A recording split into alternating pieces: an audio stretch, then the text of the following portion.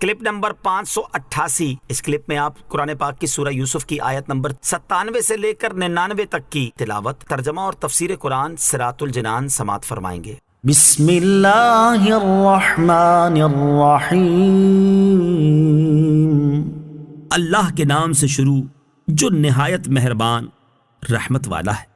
قالوا یا ابانا استغفر لنا ذنوبنا انا كنا خاطئین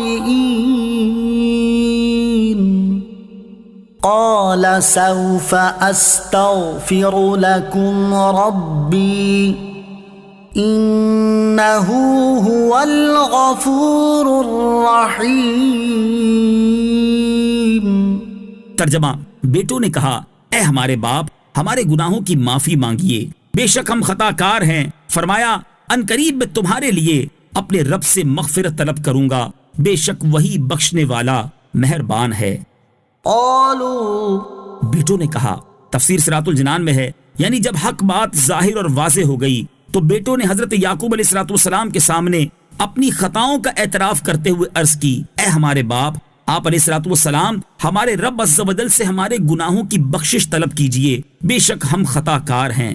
قال، فرمایا، تفسیر صراط الجنان میں ہے، مفسرین فرماتے ہیں کہ حضرت یعقوب علیہ السلام نے اپنے بیٹوں کے لیے دعا اور استغفار کو سحری کے وقت تک مؤخر فرمایا، کیونکہ یہ وقت دعا کے لیے سب سے بہترین ہے، اور یہی وہ وقت ہے جس میں اللہ تعالیٰ فرماتا ہے کوئی دعا مانگنے والا کہ میں اس کی دعا قبول کروں۔ چنانچہ جب سحری کا وقت ہوا تو حضرت یعقوب علیہ السلام نے نماز پڑھنے کے بعد ہاتھ اٹھا کر اللہ تعالیٰ کے دربار میں اپنے صاحبزادوں کے لیے دعا کی، دعا قبول ہوئی، اور حضرت یعقوب علیہ السلام کو وحی فرمائی گئی کہ صاحبزادوں کی خطا بخش دی گئی۔ حضرت یوسف علیہ السلام نے اپنے والد ماجد کو اور ان کے اہل و اولاد کو بلانے کے لیے اپنے بھائیوں کے ساتھ 200 سواریاں اور کثیر سامان بھیجا تھا۔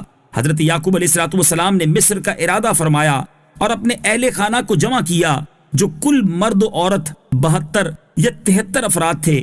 اللہ تعالیٰ نے ان میں یہ برکت فرمائی کہ ان کی نسل اتنی بڑی کہ جب حضرت موسیٰ علیہ السلام کے ساتھ بنی اسرائیل مصر سے نکلے تو 6 لاکھ سے زیادہ تھے، جبکہ حضرت موسیٰ علیہ السلام کا زمانہ ان سے صرف 400 سال بعد کا ہے۔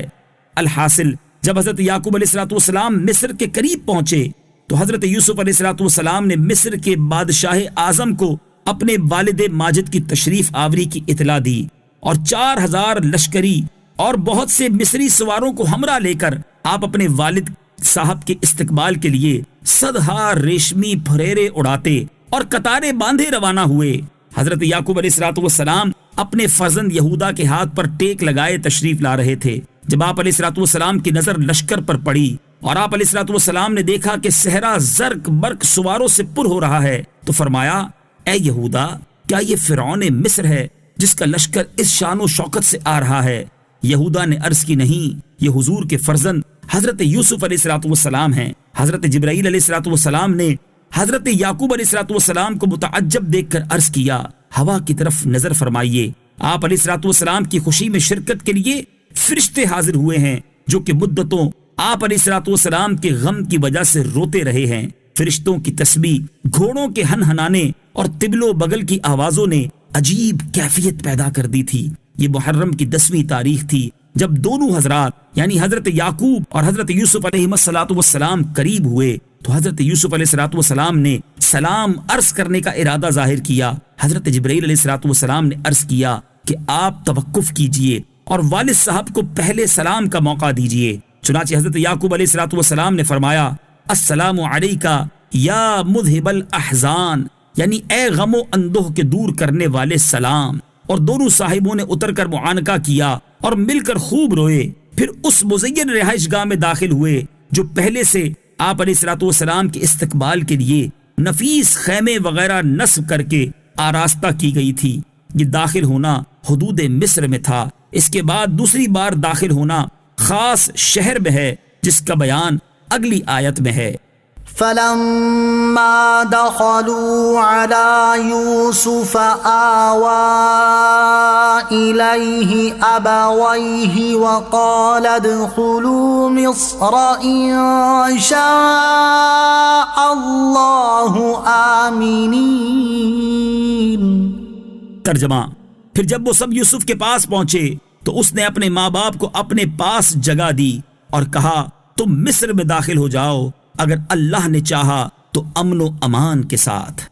آوى إليه أبويه. اس نے اپنے ماں باپ کو اپنے پاس جگہ دی. تفسیر صراط الجنان میں ہے ماں سے مراد خالہ ہے، اور اس کے علاوہ بھی مفسرین کے اس بارے میں کئی اقوال ہیں. ادخلوا مصر. تم مصر میں داخل ہو جاؤ. تفسیر صراط الجنان میں ہے یہاں داخل ہونے سے خاص شہر میں داخل ہونا مراد ہے، یعنی شہر مصر میں داخل ہو جاؤ. اگر اللہ تعالیٰ نے چاہا تو ہر ناپسندیدہ چیز سے امن و امان کے ساتھ داخل ہو جاؤ.